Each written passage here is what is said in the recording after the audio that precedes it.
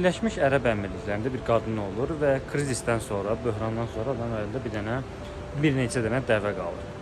O da başlayır çalışmağa ki, dəvə südünü satsın, amma heç kim almır, çünki o vaxtda tələbat olmur dəvə südünə.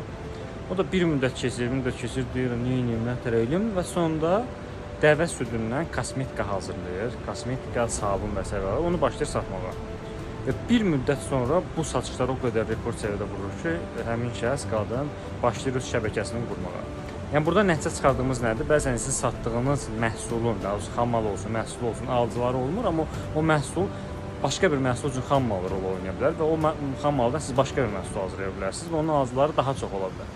Ona görə də hər zaman bazarda alternativ məhsul yaratmağa sövq eləmək lazımdır. Həm özünə, həm də başqalarına ki, bazar iqtisadi şəraitində sən rəqabətçi olasan və digərlərindən fərqləndirəsən və pul qazana bilərsən. Ona görə də bir dənə biznes quranda nəticə əldə eləmirsə, dərhal onun alternativ yollarını düşünün.